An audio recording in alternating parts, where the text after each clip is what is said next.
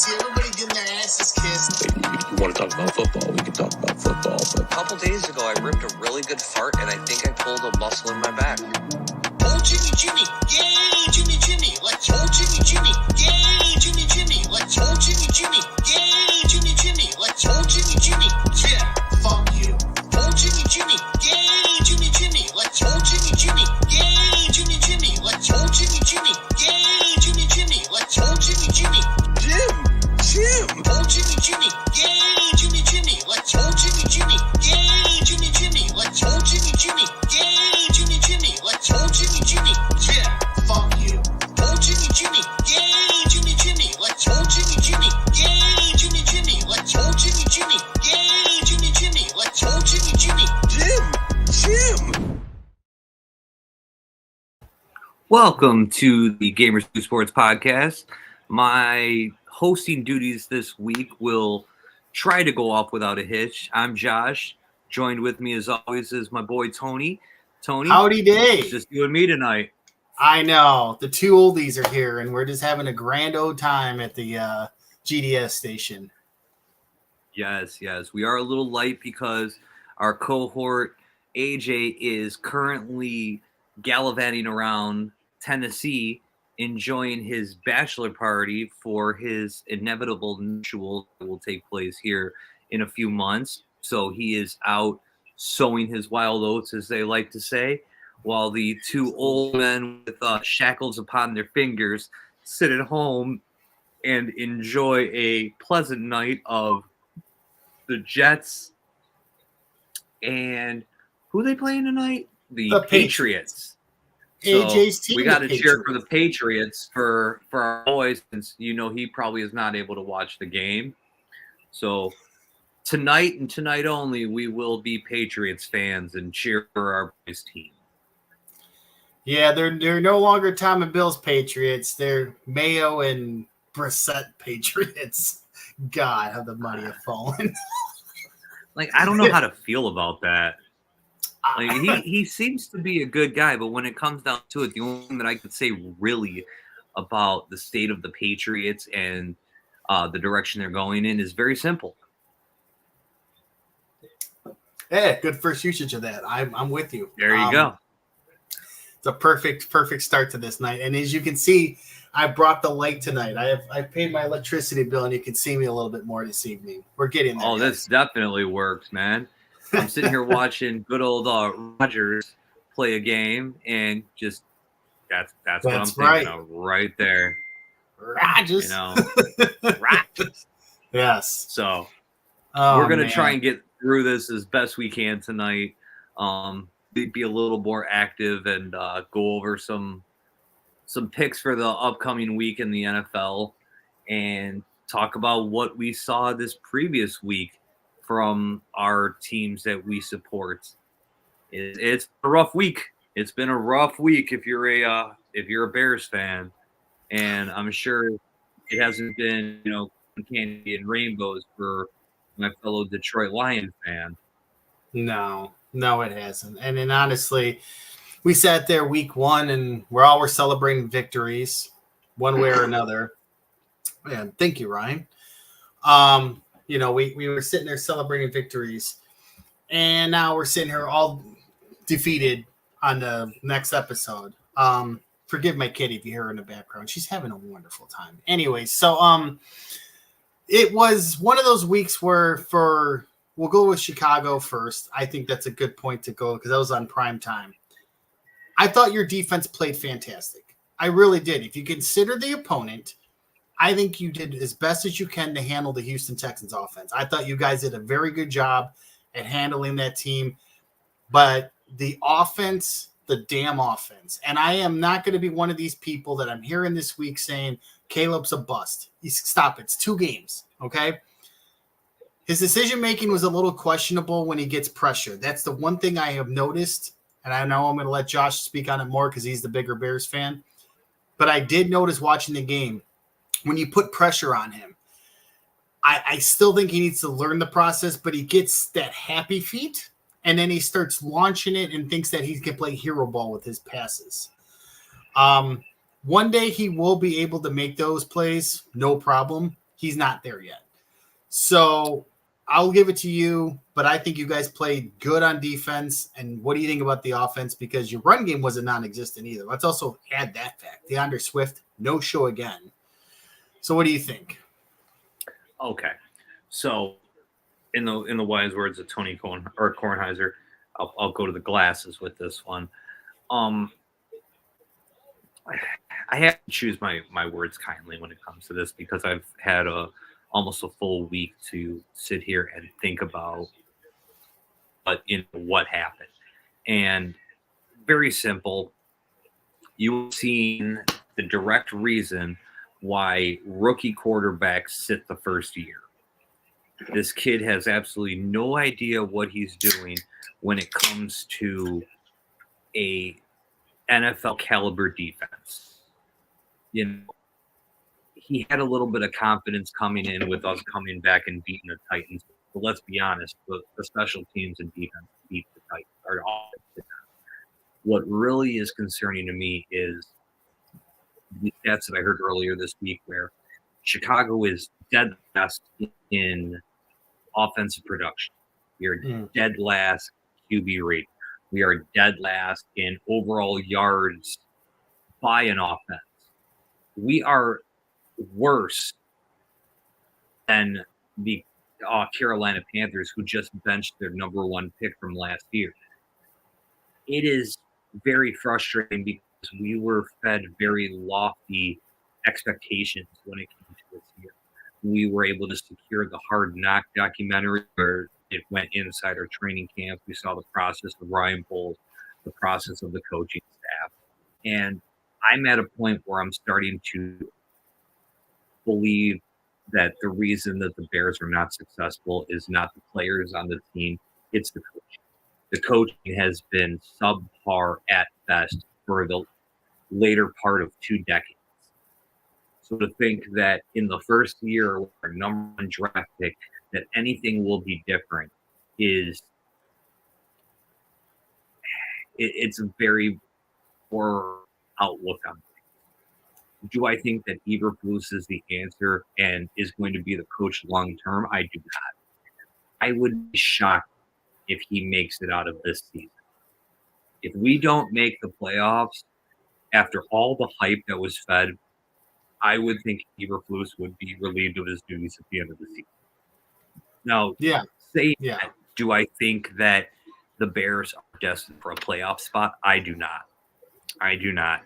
If you remember, I've said from the start that the Bears are a 500 team at best, maybe a game over 500 if we got lucky. But that's not going to get you into the playoffs in the NFC. It's not, especially with some of the teams that we're going to have to compete against. It's a safe assumption to believe that the Lions are slated to win our division. So that means the only way that we would get in is in a wild card spot.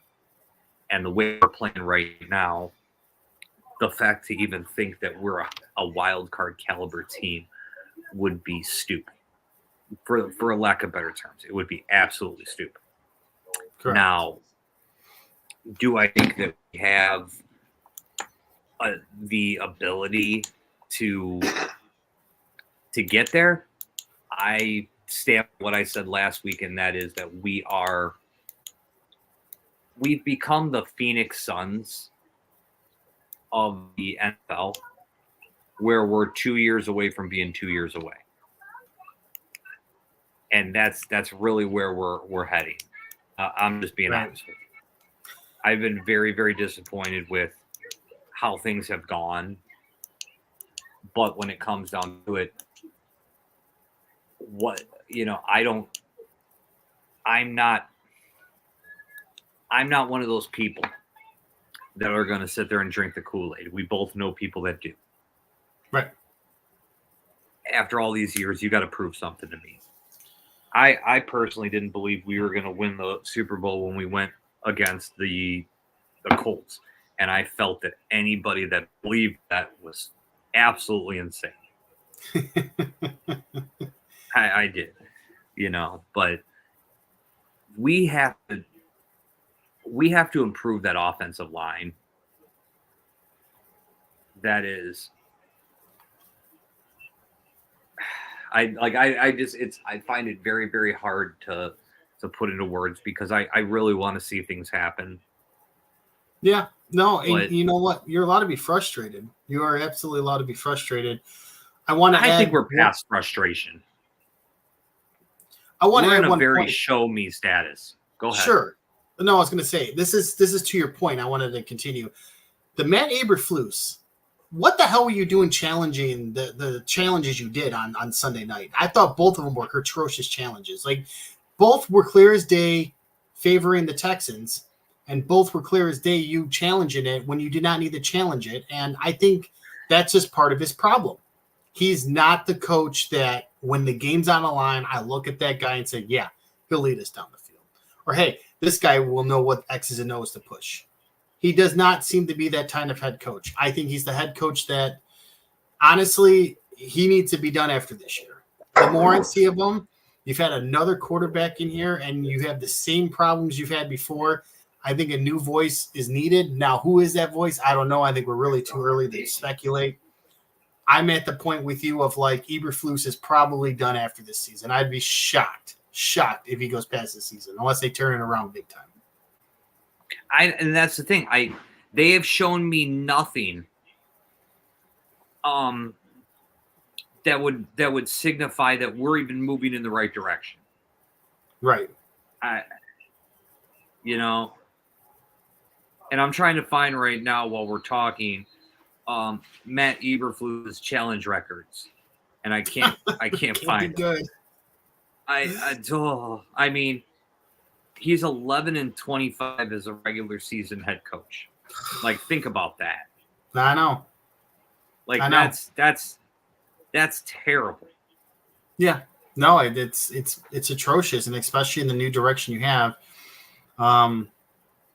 I just, like I said, I'm sitting here looking at what the Bears have done and saying, yeah, I don't like the direction they're going if they go and keep this guy, because I think this is the wrong coach for this kind of player. I think this is the wrong coach for the kind of team you need to go forward. His 3 seasons, including this season in Chicago, his first season was 20. He went 3-14. Okay, 23. He went 7-10 because we had that little surge at the end of the season where we won, like, I think 3 or 4 games. And now we're sitting at 1-1. I mean, that's not a good number. And anybody that would think that is a good number, I'd hate to know what your grades were in school. Yeah, I really would. But you want to see progress. You don't want to see a new quarterback. Always is regression. Yeah, it's regression, and especially in the area of offense. This was the big speculation, okay? And again, Justin Fields is not tearing it up, but your ex is 2-0 on a new team, okay? I'm glad you brought that up. Because that was going to be my next point, is that Justin Fields, the player we gave away for a 6th-round pick, he was our 1st-round pick, and we gave him away for a 6th-round pick that really isn't shit. Right. Okay? The fact that he is 2-0 is one thing, but this is the stat that kind of mind boggles me a little bit. His average release time since he joined the Steelers is 2.5 seconds. That's how long he holds onto the ball. Mm-hmm. When he gets rid of the ball under 2.5 seconds, do you know what his completion rating is? I do not. 100%. Wow. Think about that. Yeah. And we gave this guy away. And you know, I was not really a huge Justin Fields fan. I don't remember the last time I've really cheered for any quarterback of the Chicago Bears. Let's be honest. Mm-hmm. Right. I've been on it when it came from Cutler, Grossman, to Kyle Orton, to Andy Dalton, Nick Foles. Like the list can go on and go on. A lot of lists. Mitchell Trubisky. Yeah. And I've never been a fan of any of them. Yeah. But I have had to listen to the past year of analysts and media telling us how Caleb Williams is the second coming of Christ and how he's a generational talent, to the which has been compared to Patrick Mahomes, has been compared to Lamar Jackson, and, you know, really some big names in the NFL. And he has done worse statistically than all 31 other quarterbacks in the NFL through week 2. Now, again, let's not get crazy.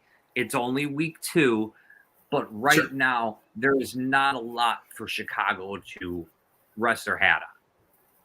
Offensively, I agree. Defensively, I mentioned you guys, I think, are on the cusp of being the top 5 defense in football.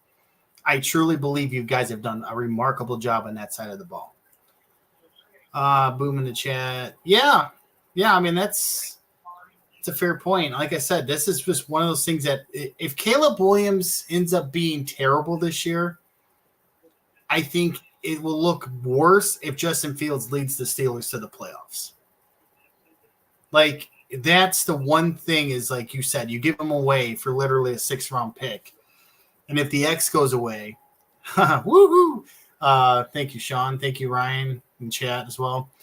I truly think that would be the worst case scenario, is if he has like a atrocious year, like no improvements, just this rookie. Well, I'm not saying Bryce Young bad, by the way. I'm just saying like not hype level good, and then end up seeing Justin Fields take the Steelers to the playoffs and having a good season. You just kind of look at yourself and be like, what do we do? But again, I think that's partly Matt Eberflus' problem. I don't think the guy's that good of a head coach. I think you need to move on. Like I said, to whom, I don't know. Offensive-minded coach is the first thing I can think of. I don't know what else to say other than just. But that's the other thing. Who's really out there? That's where we got to. Yeah. That's the next question that we got to ask. Sure. Who's really out there that can replace him? That doesn't mean that I'm disagreeing with getting rid of him at the end of the year, but who do we have? You know, what are we going to do? Bring in Urban Meyer? You know, like there's really nobody in college football that's even looking that's worth it. Right. Chrome in chat, it says, as a casual pro NFL viewer, are people this hard on Justin Fields because Stroud is a beast? No. People are hard on Justin Fields because he was basically a polarizing quarterback in a sense of you either believe that his skill set would take the Bears to that next level because you saw signs of his rushing. You saw signs at points of his passing, set points when he was in Chicago. Giving him DJ Moore, it looked like he finally was having some establishment of the offense. It looked like things were slowly starting to build itself up.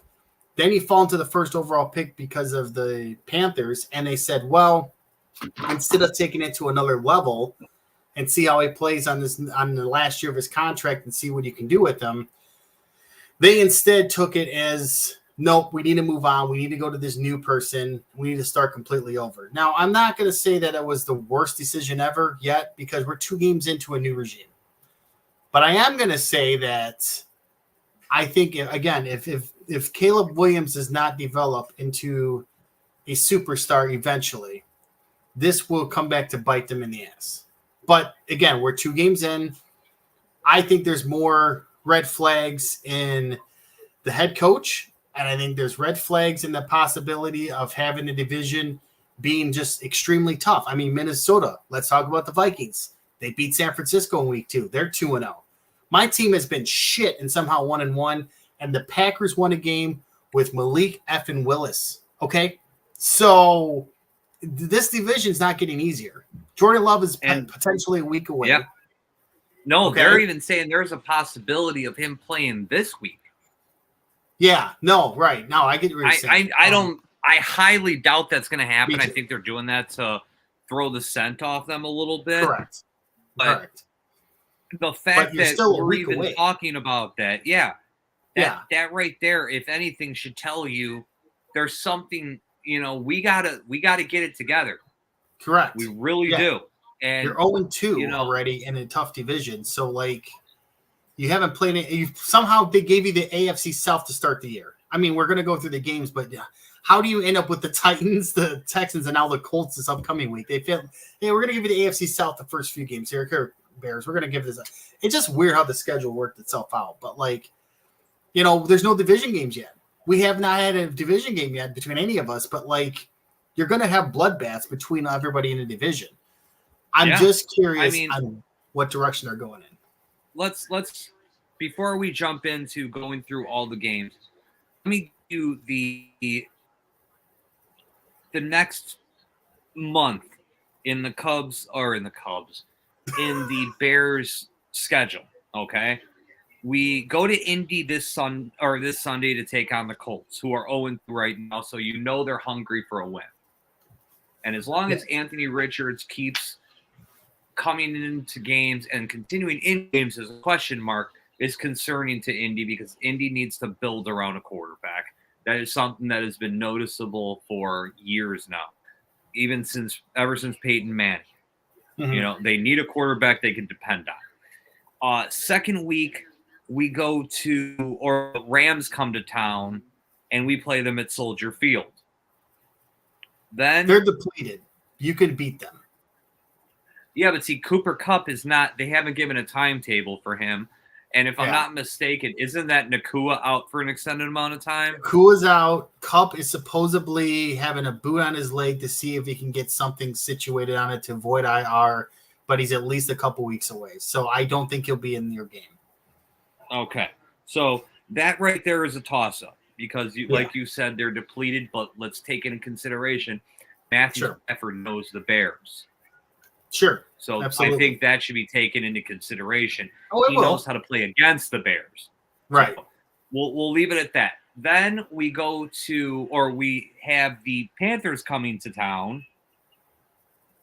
That one, if we can't win that game, that's when you start hitting the panic button. Let's be honest. Yeah, right. And then finally, we go over the pond to take on the Jaguars, where we will be considered the home team in London. That game, I'll be honest with you, I think we're going to have jet lag. We have not played overseas like that before. I feel like the Jaguars have experience. They've played in different countries the last 2 years.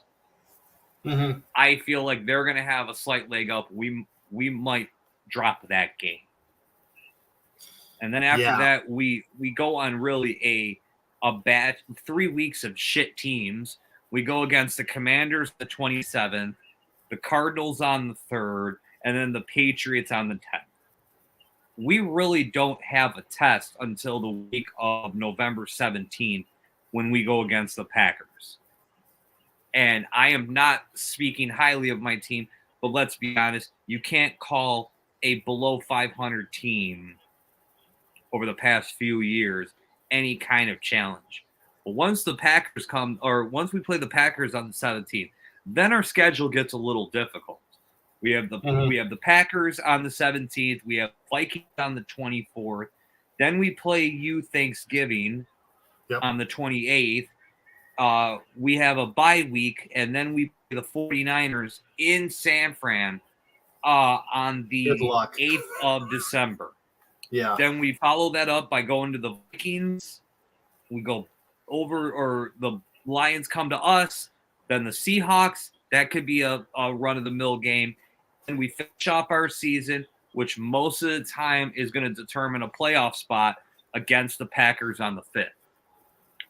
If we don't stack up some wins in the next couple weeks, we're going to have a serious problem down the stretch. Oh, yeah. No doubt. You have to take advantage of the schedule given to you. And you had a last place schedule. Now, in the division. In sheer honor of the fact that it's you and me here, I'm going to go through the Lions schedule real quick, and I want your honest opinion. Okay. Don't be a homer. I'm not going to be a homer, but could I bitch about the game on Sunday real quick? Absolutely. I was very disappointed in the play calling. I was very frustrated with Ben Johnson, the offensive coordinator, knowing that Jared Goff should not be throwing as much as he did, and especially in the low-scoring game, 53 times. You do not throw the ball 53 times in a low-scoring game when your offense was clicking. And David Montgomery is having another good year.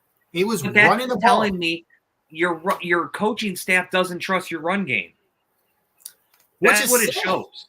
Right. It showed against Tampa because they had their secondary, most of their secondary out with injuries. Vadavia, which is like one of the best defensive tackles in the league, out. You could have ran the ball. You could have done some more schemes, and instead it was the most vanilla, boring. They knew what was coming, and it was pathetic. In offense, it was pathetic because they read it like a book, and you showed nothing but just like this. I want to almost say it's a preseason kind of like offense they showed, but it was the most boring, predictable, to the point kind of offense. And I'm sitting here going, you know what? This is not the first two games. They have not shown me. They have not shown me that they're a Super Bowl contender.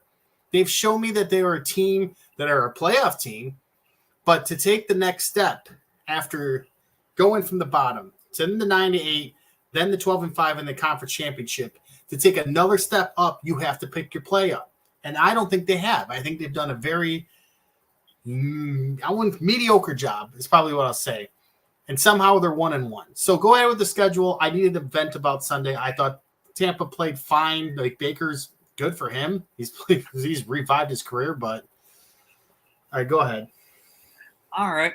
Well, let's see. You guys started your season with the Rams. You won that game.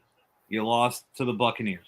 Your next game is in Glendale with the Arizona Cardinals.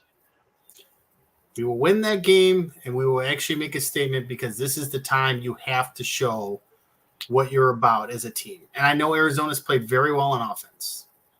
Okay. But then you follow that up on the 30th, a Monday Night Football game against the Seahawks.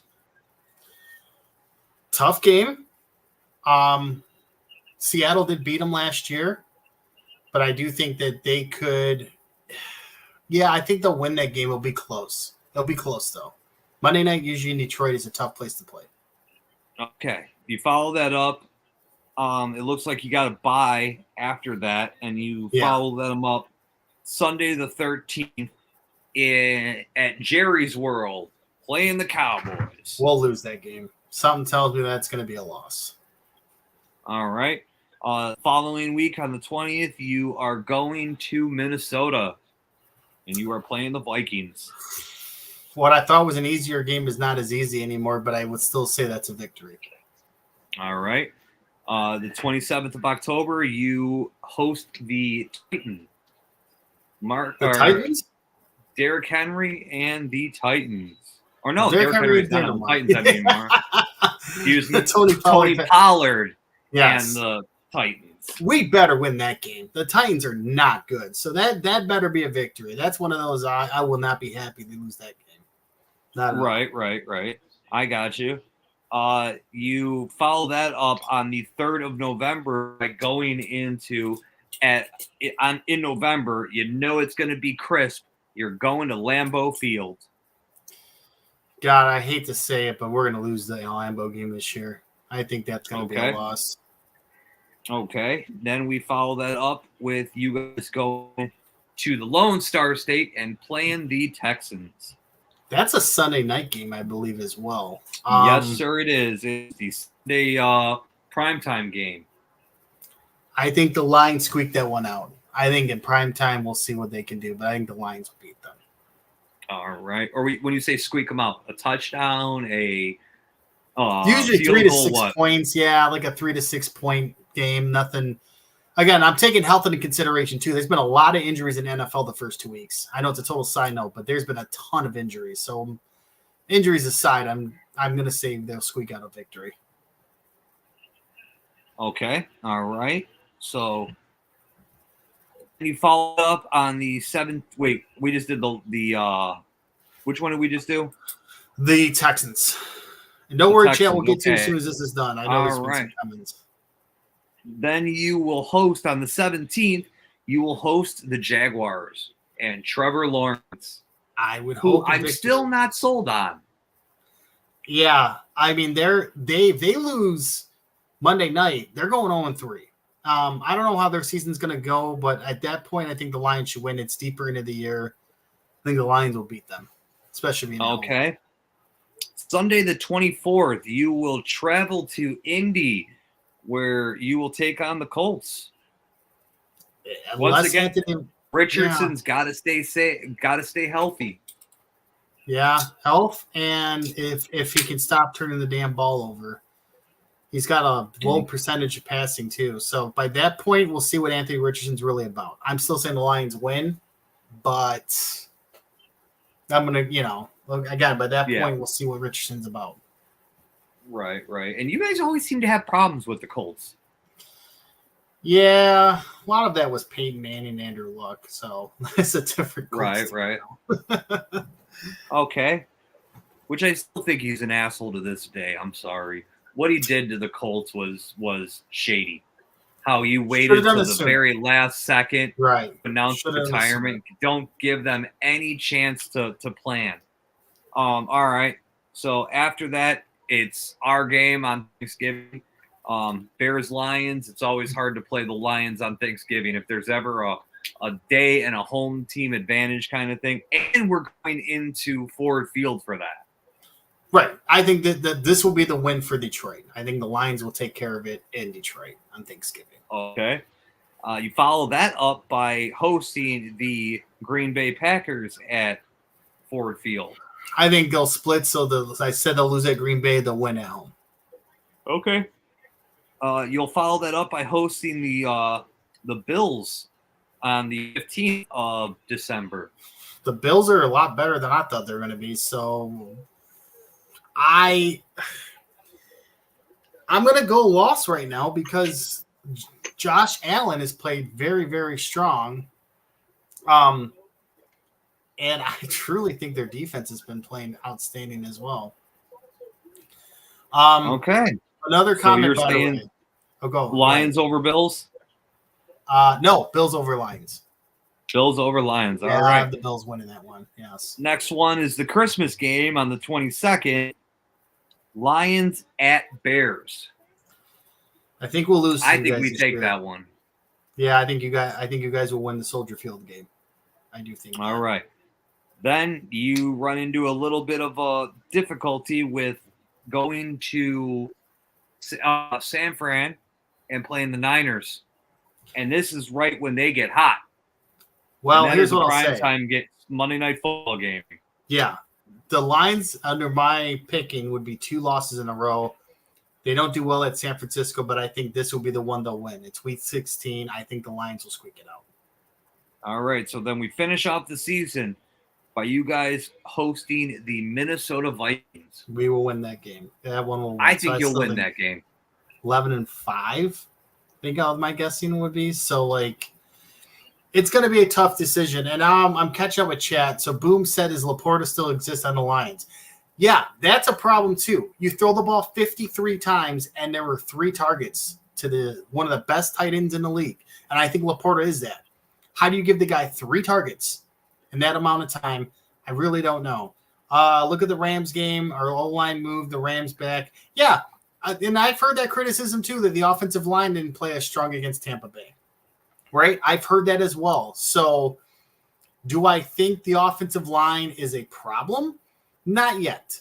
I don't think it's that yet, because I do think the Tampa game, what was frustrating is that you had the opportunity to attack the run. You did not do that.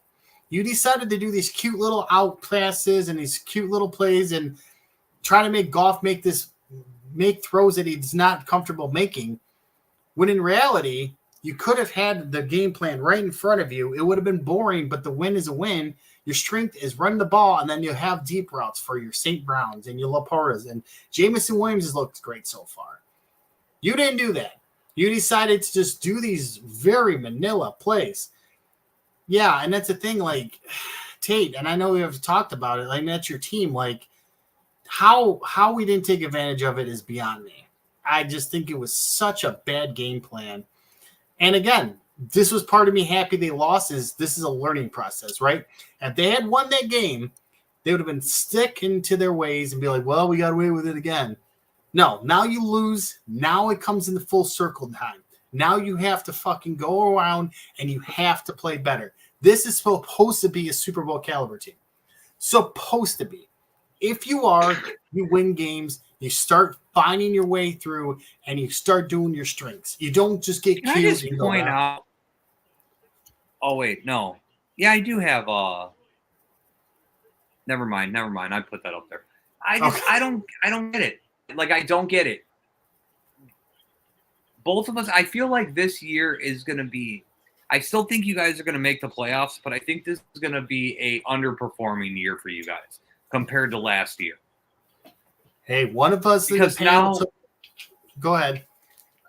Because now you know you have the the tools. You know you have the weapons. You guys gotten over the hump of winning a playoff game. Yeah. I just feel this year you're gonna have people, and especially the media, are gonna compare last year to this year and last year, and it's gonna be looked at as an underperforming year. That's my opinion. Yeah. I could be wrong. I'm not trying to badmouth your team, but that's just the vibe that I get with how everybody's kind of looking at everything. Listen, we did a preseason pick on this show. One of us picked the Lions to go to the Super Bowl, and it was not me. That was AJ again. I picked the 49ers because I do think the Lions have issues. And again, expectations. You are no longer going to walk in and surprise anybody. Those days are done. Around the league, how do you feel about this? Okay, so I do believe your guys will be a playoff team again, right? I flipped, and I flip sometimes of like not liking guys to liking guys and vice versa. I have flipped on Baker to liking that guy a lot because this dude has been a fucking champion the way that this guy's handled himself. Multiple teams, kept busting his ass, kept his head down, and tried. I appreciate the hell out of him. Look, he could have given up, right? He had a terrible, terrible fucking go with Cleveland, everything going on there. Then he got traded to Carolina where quarterbacks go to die. That's now the new joke. Okay? Then he went to the Rams. He revived a little bit when the Rams had the issues, and he pretty much just tried to make himself relevant at the end of the year to get some wins and get himself back under Sean McVay. Then he goes to Tampa as a cheap buy. I was one of those people like, well, it's Baker Mayfield. What did he do? Put his head down, got the leadership underneath him. Everybody loved him there, and he's now elevated himself to a good quarterback. And he has shown you put in the work, and you get people to believe in you, and you actually bust your ass, you have the opportunity. This is his fourth NFL team. And I admit, hey, Baker's turned around on me. But that's a guy, I think, for Tampa, you went from Tom Brady, an all-timer, to Baker Mayfield, and you still have a good quality team. That's a plus. Again, do I think you are a Super Bowl team? No. But a playoff team? Yes. Okay. I personally think that Baker Mayfield is what everybody thought Johnny Manziel was going to be. That's the best way that I look at comparing it. And this kid was touted as being a lights out quarterback coming out of college. He was decent his first year, and he kind of had a fall off after his first couple years. He goes to Tampa Bay and actually, let's rewind that. Before he went to Tampa Bay, if I'm not mistaken, he was in LA, correct? We're talking about Baker Mayfield? Yeah. Yeah. So he was in Carolina to LA to Tampa after Cleveland. I don't count Carolina. I don't. Yeah, that's where quarterbacks go to die. Other than our boy, I really. Oh, he's not happy with them either. I don't blame him. Yeah, that's a shit organization right now. God, Carolina sucks. Yeah, and that's unbelievable in its own. Yeah, it's okay. Not good. No. But like everybody wrote that guy off, and he came back and showed why he had the reputation that he had. Mm-hmm. And I mean, no one is putting him on the top tier of quarterbacks, but he has become a dependable leader on that field. I think a comparable player to him in the league right now would be Gardner Minshew. Yeah. You know, an undersized quarterback that, as long as he can manage the game, can get his team the W's from time to time. That's kind of where I put him. But Baker has become a little more than that, and I'm willing to kind of give him his flowers in a sense, because he's proven that even when people, you know, count him out, he'll stay in the game. You know, and he's in no way, shape, or form the worst quarterback in the league. I think no, right not now, anymore. my Absolutely team not. owns that title. Oh, I don't know. There's speaking of Carolina, Bryce Young, he was not good. Yeah, Body language, the way he was, terrible. They're saying that I saw something, I think it was on ESPN, where they said, can we finally say that he's a bust? I don't know if you can do that yet. Yeah, I've heard worst overall pick of all time, and I said no. That would be Ryan Lee for Jamarcus Russell. Right. I'm sorry, but if you're sitting here, or Brian Bosworth. Yeah. That's another bad one. That was a bad one, man, and he was a beast in college. You know?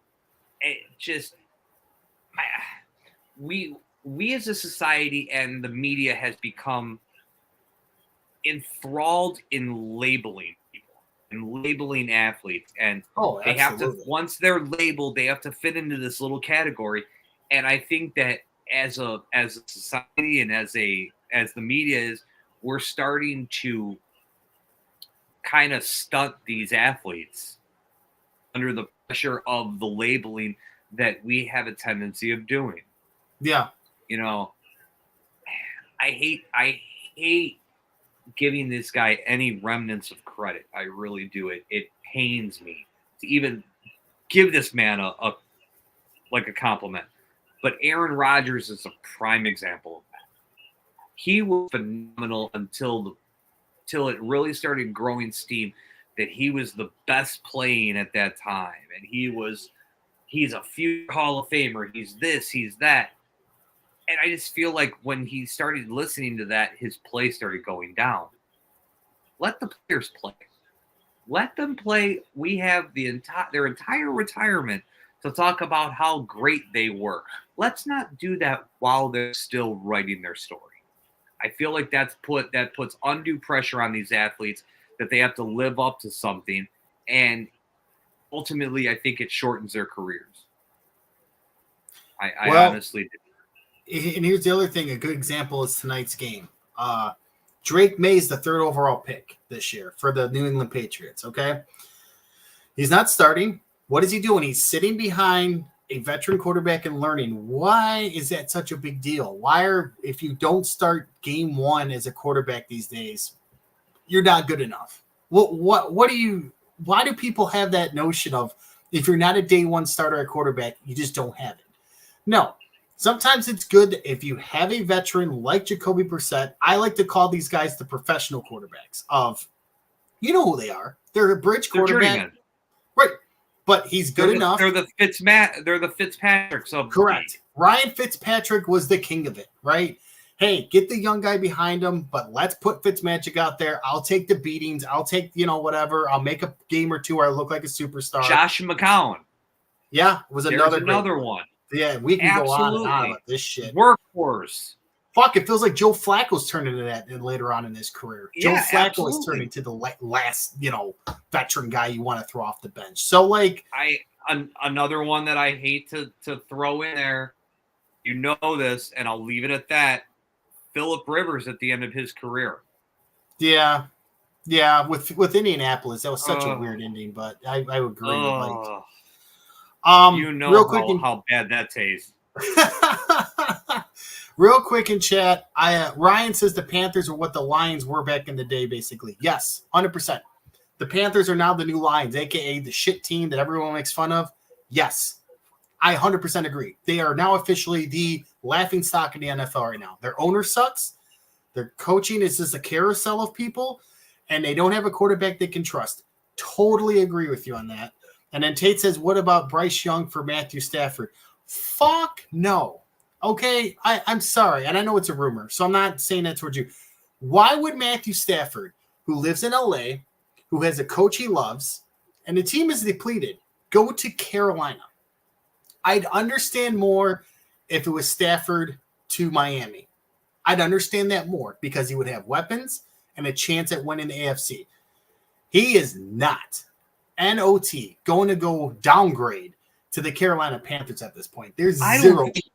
Anywhere. I think he is good. Did he, yes or no? And this is a simple question. Did he win the Rams Super Bowl? Yes. Then shut the fuck up. If anything, he retires as a Ram. Yes. At this point, yes. He was near retirement a year ago because of his injuries, right? So I think Joe Flacco should have retired with the Ravens, but everyone's on their own journey. Hey, Tom Brady can go to another team out of the blue for the next few years. I guess anybody can retire somewhere else. It's so strange. But. You know, Favre tried to do it too, and it didn't work. Montana tried to do it. It didn't work.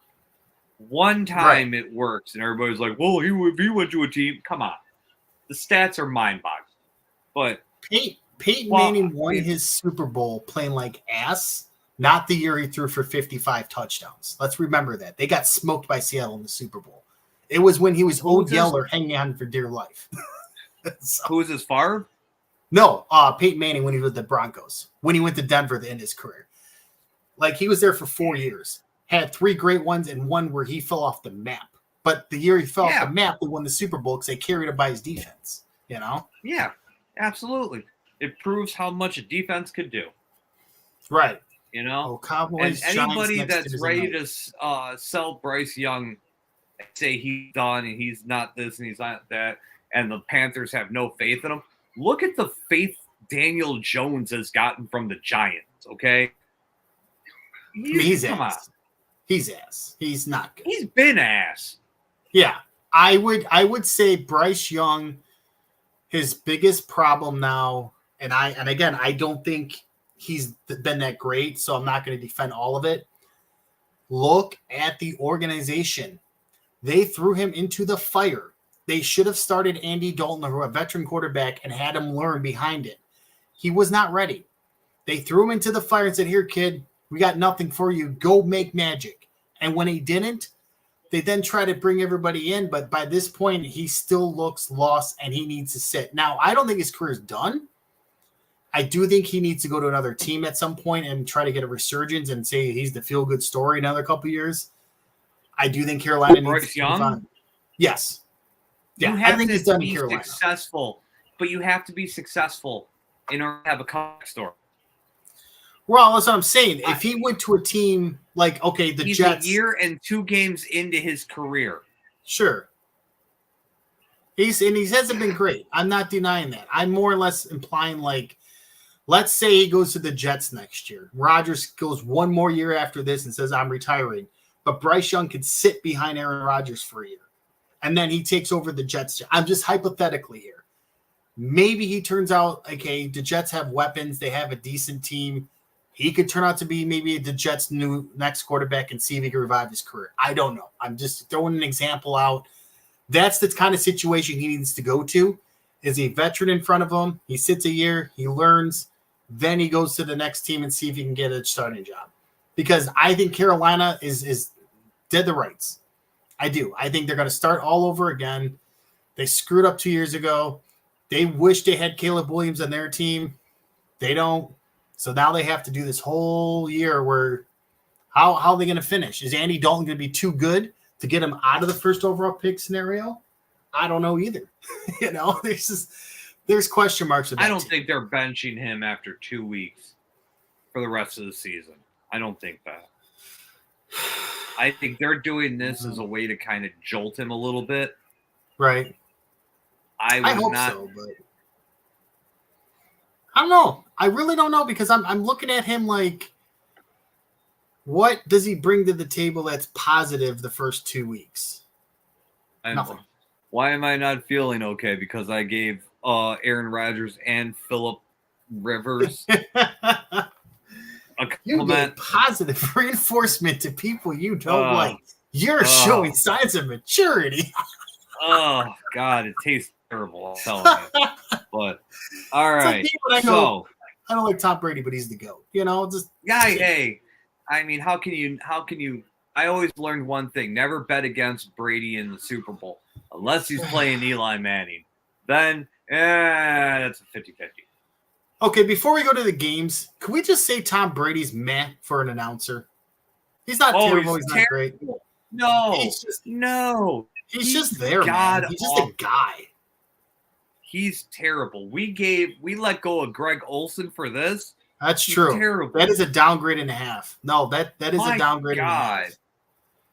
He's just a guy, man. If you didn't tell me he was Tom Brady and he was just Brady Tom, the color commentator, I'd believe you. I don't think there's been Brady Thomas. Yeah, Brady Thomas. Yeah.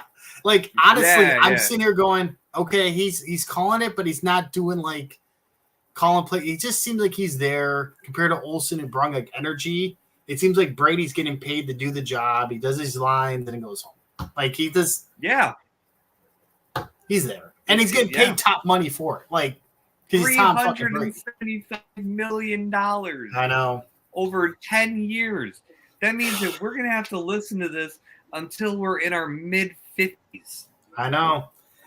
I would think he would be better for like the Fox broadcast of like the pregame show where the panel, like a panel, perfect for a panel. There you go. Yes. Put his ass behind a desk.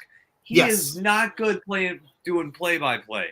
No, if you put him behind the desk, here's Brady's tips. Let's go to Tom Brady, and he's doing like I totally would buy that because he's great at that. But to be behind there and having to call. Oh, Dallas, by the way. He's had Dallas batches. In short batches for a few years. Once he got his feet under him, then give him a game here and there. Like the Thursday night game. You know, and then by 7 or 8, you bring him into the main fold when, like, we finally see Chris Collinsworth go into the sunset. Oh, God. Now, there's a guy. I tell you. God, I'll be honest with you. I'm convinced that if I end up in hell, which I sincerely hope I don't, but if I end up in hell, it's going to be sitting in front of a TV, listening to Joe Buck and Chris Collinsworth call a game for all eternity. That's what I feel it'll be like. Oh, my God. Oh, God.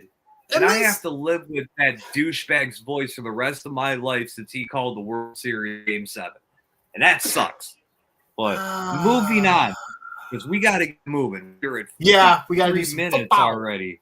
Yeah. So we're going to go through the games real quick.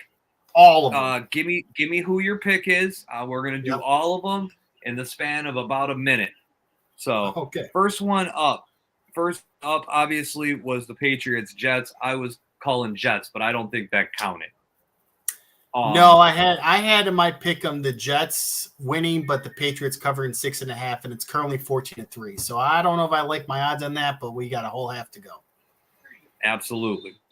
So, next one up, Colts-Bears. Give me the Bears. Give me the Bears to go up 2-1. All right. Well, let me go. Caleb wakes up a little. My official picks here. And I have the Bears winning 24-14. So I also have the Chicago Bears. All right. I'll answer for AJ. Fuck the Bears. They ain't doing shit.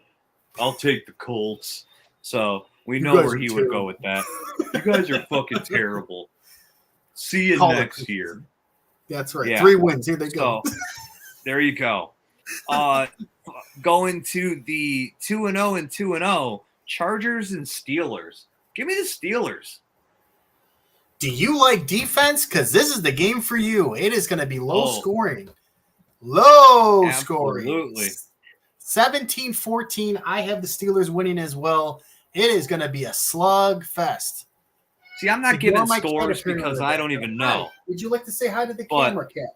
I have a feeling you're going to see Fields running around this game. I don't know, maybe not. Who knows? But I'm thinking he's going to be running. Texans Vikings is the next one. I'm gonna go Vikings. I think they're gonna break their. They're gonna stay perfect. We always need a feel-good story every year, and more it's starting to look like Sam Darnold. Yeah, he's looking good. I have the Texans winning 28-17. I just think Houston is on another level compared to Minnesota. I'm not saying the Vikings are not a good team, but I think Houston is the healthiest of the teams that Minnesota has played so far. So I'm going to give Houston the benefit of the doubt and have them win the game. Hey, Tony. Yeah. Where's Josh Rosen playing these days? With himself. I was just curious. Dude, okay. It's the worst call maybe I've ever made, but you know what? You can't win them all, all right? If you're in a prediction business, you have to have your one L that hangs forever. And that goes in the Hall of Fame of L's, okay? I'm wrong on that. Okay, I got you. And next one up is my opinion is the noon game of the week. And that is the Eagles going to New Orleans to play the Saints. Yes. I'm going to take the Saints in this one. I actually have the Saints winning as well, 34-28. Expect a shootout, expect a fun game, and I think the Saints also take the victory here because Philadelphia lost in the most pathetic but funny way possible on Monday night when the game was just in their hands. And Vic D. Cousins. But you like Kirk Cousins. How about this? Okay. Baffling coaching Where's his decision bling pitcher? Where's his bling pitcher? Right. Okay. Baffling coaching move of the week. Nick Sirianni. You know Kirk Cousins has a limping problem with his leg right now with his Achilles coming back. You don't blitz him the entire time. You let Kirk Cousins take all day to throw. That's on you, dumbass. You should have blitzed a few times. And, oh, by the way, you don't run the ball when Saquon and Jalen Hurts were killing it. On you, but I have a nice little laugh about it because you're Philadelphia and you just find ways to choke. They're going to lose this game. I've been watching Twitter. No Cousins bling pictures have been shared, and I'm very disappointed. Bling Daddy has not made a comeback on Twitter and bothering me. I need to see a plane ride. I need to see a plane ride with Kirk Cousins with everybody's bling on. I always thought that was hilarious. So moving on. Yes. Moving on. We got the Cinderella story in Tampa Bay against a rebuild in Denver with Bo Nix trying to get his first win as an NFL quarterback. I'm going to stay with you, Tony. I know who you're going with, and I'm going to go with them as well. I think the Buccaneers are going to continue their little run. I have the Buccaneers winning 35-21, and Bo Nix being this great pick, and here comes Sean Payton rocking down with his new quarterback. How's that working out for you? Not too good, is it? Do you know that through the first 2 weeks of the NFL, the 3 quarterbacks that were picked highest in the draft have accounted for 2 touchdowns and 6 picks? Yeah. Not good. Think about that. Terrible. Good. Terrible. Not good. Not and a torn ACL, so, JJ McCarthy. Yes. There's next Before year. the season even started. Yeah. He's like, I'm out. You know what that's called? Michigan karma. Moving on. Yeah, you know. Buccaneers Packers at Titans. I think the Titans might do it, but I'll still take the Packers. Chrome, you are the Titans that lead us in this chat. And yes, by the way, thank you for killing me in fantasy. You beat the wheel of pain. I'm now 1-1 because your team went bananas. Yes, I will acknowledge you. Congratulations. Anyways, Titans stink. Okay, and Will Levis, ain't nothing but nothing right now. He makes a turnover a game look like a peewee. He did another stupid play against the Jets. So give me the Packers to win by a touchdown, okay? I got the Packers, I think, 24-17. Packers win by a touchdown. Go, Pack, go for this game. Although overall, I kind of hope the Titans win for the Lions' sake, but that ain't going to happen. No. Yeah, well, Packers have a tendency of squeaking games that you don't think they're going to win, but this one I think they're going to win convincingly. Unfortunately, I think they're going to win by at least 10 points. That's as far as I'll go with predicting a score because I'm terrible at predicting scores. Next one. This is a game of the week coming up. The New York Giants against the Cleveland Browns. That's going to be I'm sorry, what? That's going to be a go to the store for Sunday night dinner game right there. That's a junker if I've ever seen one. But I'm going to say, I don't want to, but I'm going to say the Browns win this one. I also have the Browns. Daniel Jones continues to suck. Yeah, I have the Browns 27-17. Malik Neighbors, however, great game the other day. I will acknowledge that. He looks like a damn good receiver. Everything else, bad. Daniel Jones is ass. He's getting paid $40 million to be ass, and I'm sure Giants fans are begging for the backup, which is Drew Lock, by the way.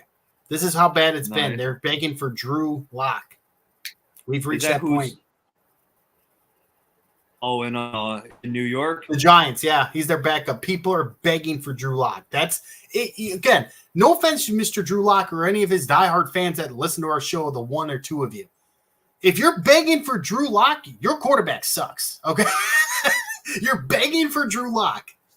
Bad times. Bad times.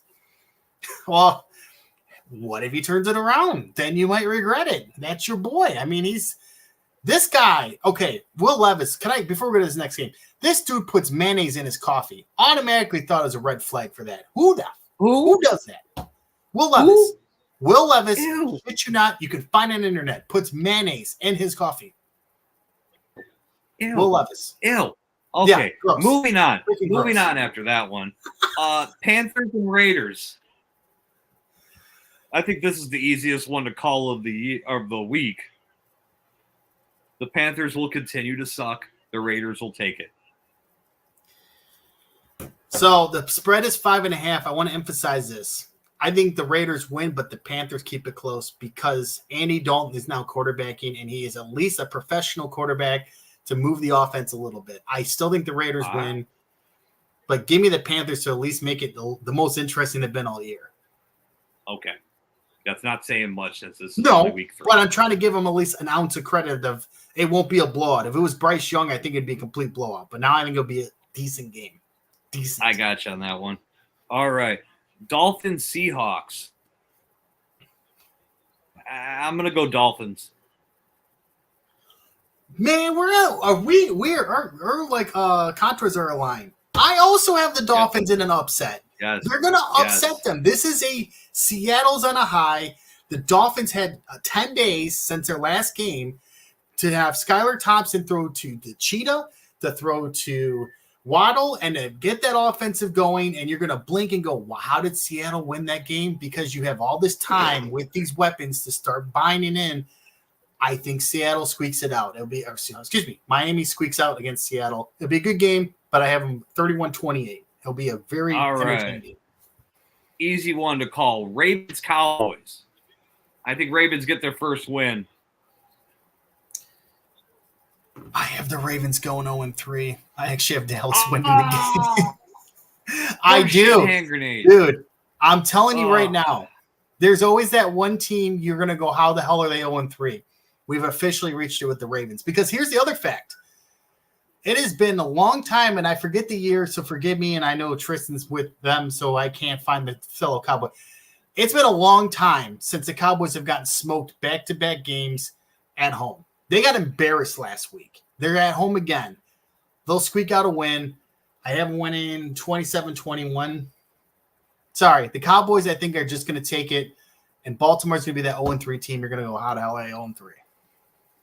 Yeah, I got you on that one. I'm staying with the Ravens. So this one you're not gonna like me. Lions at Cardinals. I think the Cardinals are gonna beat you. I do. I don't know why. I really don't. But I think they will. I think last week. I'm taking the Cardinals.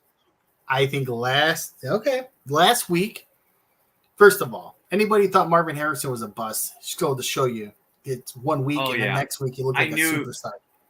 I knew you were going there. I knew you were going there. I had the high on that one. I'm sitting there going, Marvin Harrison. By the way, I won a 2-touchdown bet on FanDuel because of that. I'm sorry, but that was a layup of layups. Of course they're going to give that guy the ball after all that crap. That all being said, this has to be the Detroit FU game to put themselves back on the map. I only have it at 34-24 because I respect the Cardinals offense. The Lions will win to go to 2-1. They have to get their shit together. This will be the game to do it. Okay. All right. So that's 2 in a row that we've disagreed on. Yes. So moving along, we got the 49ers at Rams. I'm not gonna lie. I have the Rams take this one. You have the wow. I do. 3 in a row. Even with Cup and Nakua out. I personally think that Matthew Stafford has played it with enough shit teams that he will be able to work with any weapons that they give him. And I think he squeaks it out. Because you got Deebo Samuel that's out for the 49ers, and Kittle is nursing a calf injury right now. So there's no telling if he'll be in or even at 100%. So I have the Rams squeaking this one out by a field goal. 3 in a row of disagreements. I got the 49ers smacking them by 2 touchdowns. I think this is just going to be one of those games that the injuries on the offense is going to be too much for the Rams. They have missing multiple offensive linemen, multiple weapons on offense. I just think the defense, which is healthy for San Francisco, is going to make Stafford's life a living hell. I do agree the other way. I do think the Rams defense will do a little bit against Brock Purdy and them. I'm telling you right now, though, I think this is going to get ugly for Stafford, and I hope he doesn't get hurt because San Francisco is not a team that's going to lay back. They're going to blitz the hell out of them and know they have smell blood in the water. I think Frisco wins by a few. Okay. All right. So that's 4 in a row now? 3 in a row we've had disagreements. 3 in a row? Okay. Yeah. So next one, Chiefs-Falcons. I'm sorry, bro. I'm staying with the Chiefs. The Chiefs all day on this one. I want to go bling Cousins bling Kirk Cousins. Tier 2. Nope. I do want to go Thuggish, bling ruggish, bling Kirk Thuggish baby. No. I think the bling is taken away this Sunday when the Chiefs come to town. I think they're gonna show that they're still a ways away. But that's also the main game. That's a 7:20 game this Sunday. And then the final one. Well, no, who are you going? You're staying with the Chiefs? I'm going to go with the Chiefs. I actually also want to say that this will be a game that Travis Kelce scores a touchdown. I know this guy is kind of disappearing act to start the season. I think Kelce scores. I do have it being close, only a 3-point game, but the Chiefs are the Chiefs. Like, they seem to pull anything out. They can play half-ass and win these games. But I got a 3-point win for the Chiefs. Okay. And then we got I believe there's 2 Monday night two games. Of them. Yes, they are. There's the Bengals. I forget who they're playing. So the first one's the Jaguars and Bills. Well, that one I see here, but I don't. Oh, there it is. Okay. So the Jaguars and Bills. We'll stay with the Jaguars and Bills right now. Yeah. I think this is an easy one to answer. To be honest with you, I think the Bills are gonna move to 3-0. Jaguars are gonna go 0-3. Disagreement. I have the Jaguars winning this football game. I think we are really. I think this is again. We're reaching that desperate times for teams. The Jaguars are 0-2.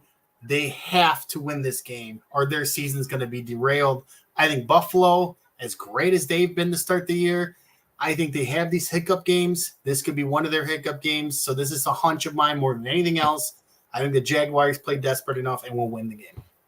Nick Khan should show up in the owner's box with a neck brace. Yes, totally. I'm just saying that'd be great. All right, and then round off the week, we got the Commanders and the Bengals.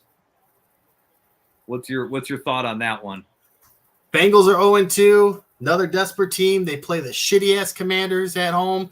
If they don't get their shit together now, they're going to implode. Give me the Bengals in a blowout. They're going to win that 90. All right. I'm going to go with the Bengals as well. I think Mr. Burrow is a little pissed that he's 0-2 on his first 2 games back from his injury, and I think he's going to come smacking some people. You know what I mean? I hear you. And in the one money league I'm in, Jamar Chase has been a disappointment. I'm hoping he gets his touchdown finally because he got paid. He better get his tutty. That's all I gotta say. Hey, you know what? I just don't see kid going from, a superstar Super Bowl winning quarterback with, as the kids call it, incredible drip, to a 0-3 mediocre quarterback to a mediocre Bengal team. I just don't see that. I can't buy that. I've watched football for too long. Good quarterbacks like him with good receivers like he has in Jamar Chase. I don't see them going 0-3. I'm sorry, I don't. I think those two are going to come together and make it happen. And I'll give credit to Jaden Daniels, who's had a nice start to his NFL career. He's had a couple of nice games, but the problem is he hasn't thrown the ball a lot downfield. What will he do when he has to face some pressure, down a few scores? He's been fortunate to kind of just make his way through and make a couple plays with his legs and short passes. I really think this is going to be the game where he's going to get – I wouldn't say exposed is the right word, but he's going to have a reality check on having to make some throws down the field, and we'll see what he does with it. Okay. All right. Well, that is our predictions for the coming week.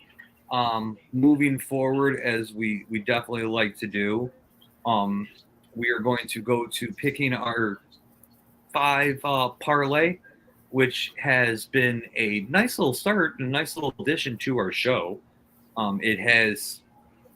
We haven't exactly had the best of luck. Let's be honest with each other. It hasn't been pretty.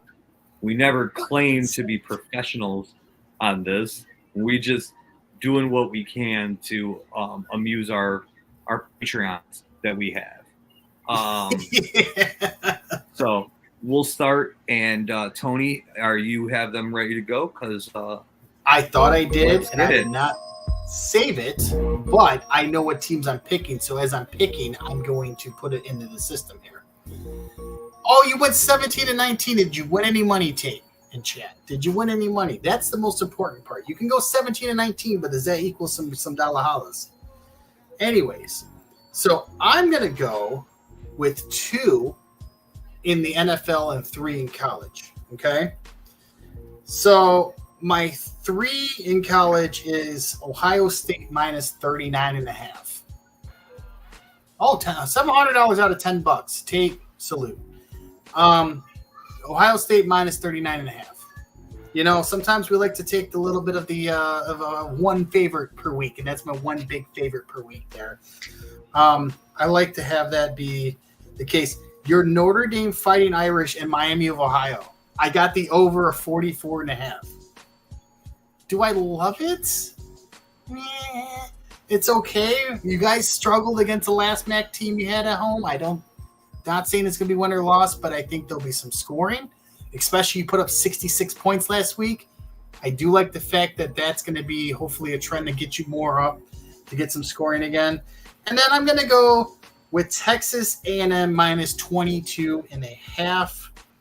Look, A&M's got to face Bowling Green, another MAC team. I know MAC teams are definitely one of those sneaky good teams this year when it comes to upsetting people.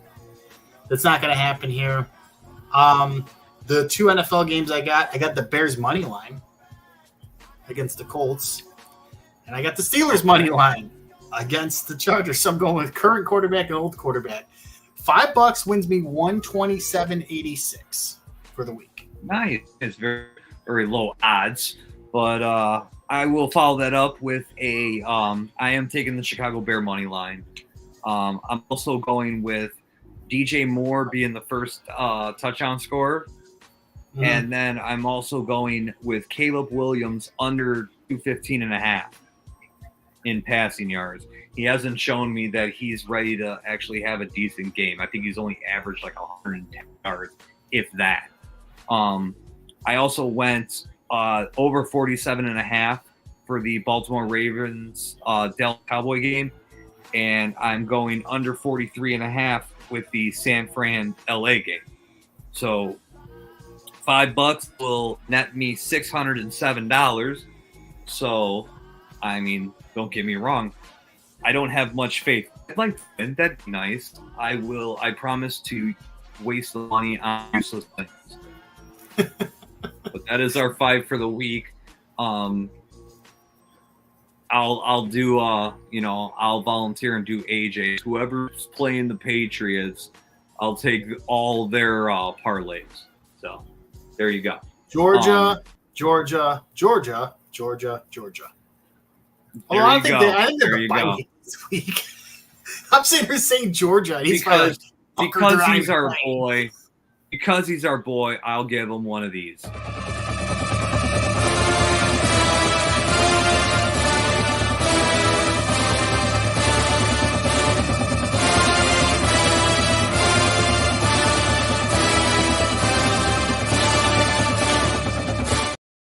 Hey, look There at you that. go. He's All entered right, the show. well, Hey, his 5 on it, by absolutely. the way, is he's at Bristol. So hopefully his driver ends up winning the race. There you go. There you go. Well, we wish him safe travels and getting back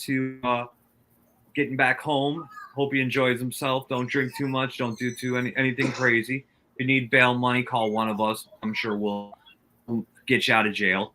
But aside from that, that will be our show for tonight. Yes. You can catch us on all the socials.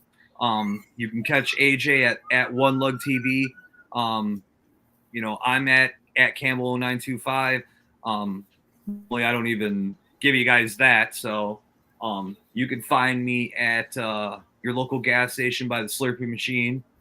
Aside from that, Tony, you got anything to plug? At TalkmanT7, you see my picks that I just gave out. I got them on Twitter. I went 5-11 in picks last week. 8-8 on spreads. Not good. But shout out to the 1-1 Wheel of Pain. Chrome, congrats on beating me. I'm hopefully go 2-1 this week. And before we go out, shout out to 2 things in baseball. Shohei Ohtani reaching a 50-50 club. Very rare feat. Congrats to him. And my Detroit Tigers tied for the last playoff spot with 9 games to go. Keep going, boys. Let's see if we can make the playoffs. Get the miracle happening. Let's go. All right. Well, that is our show for this week. You can catch us back next Thursday as we lick our wounds from the week that we are so hopeful for. But aside from that, we will catch you next week. You guys have a great one. Enjoy yourselves. Bye-bye, everybody. Thanks for showing up.